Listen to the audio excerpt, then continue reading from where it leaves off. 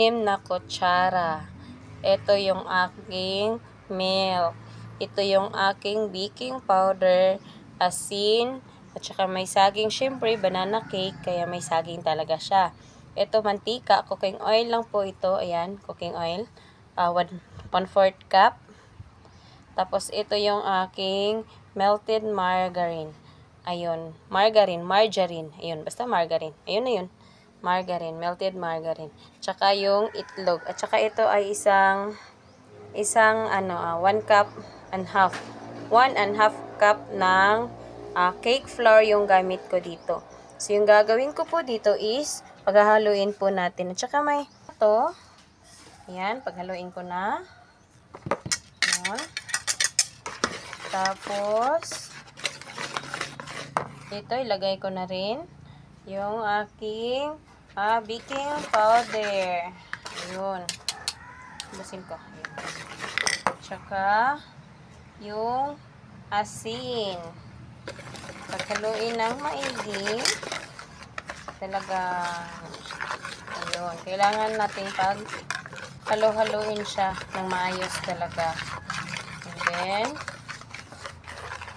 ilalagay ko na yung aking melted margarine.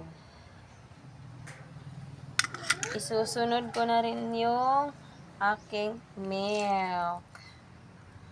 Ayun.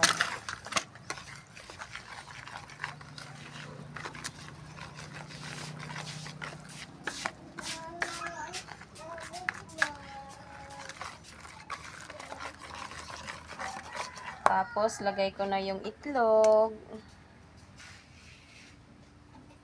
Tsaka, yung aking mantika.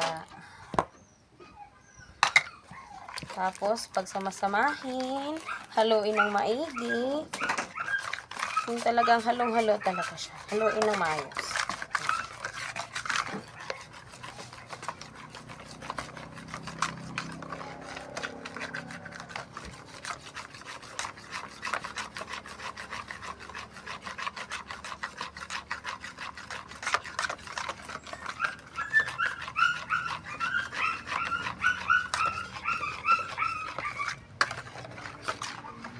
Ayan na.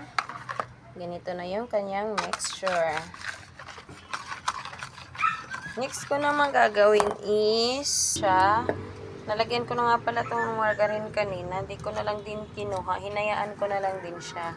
So, yung gagawin ko dito is isasalang ko na lang siya. Ayun, ganito. Ayan. Tapos, lalagyan ko siya ng sugar.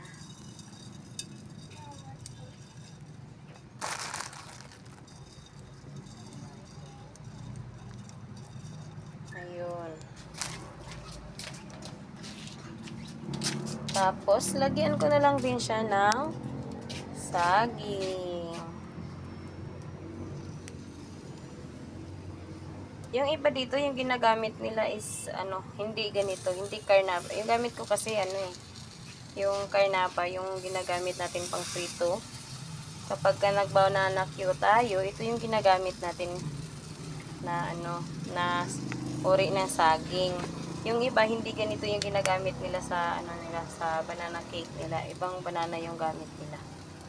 Ito lang yung, yung available dito sa amin, kaya ito lang din yung ginamit ko.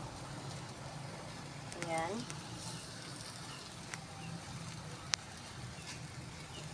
Ayan na siya.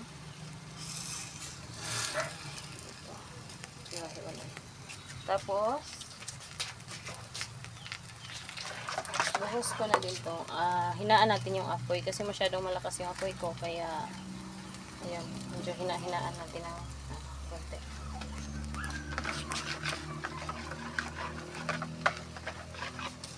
At buhos ko na rin to yung aking mixture. Ayun. Buhos ko na siya lahat.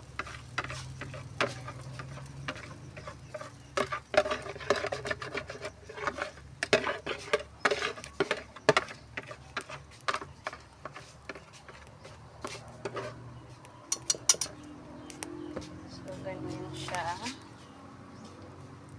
Ayun.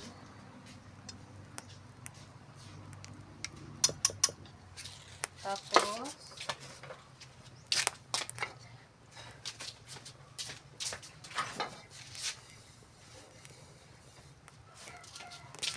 takpan po natin at hayaang maluto. Ayun.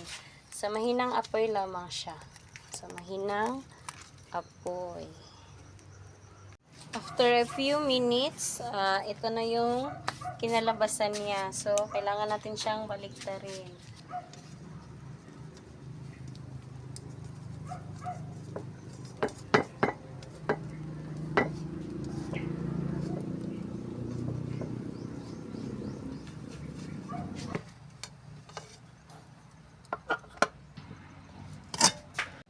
This time, ganito kaganda yung aking nagawa. Yung kanina, medyo nasunog eh.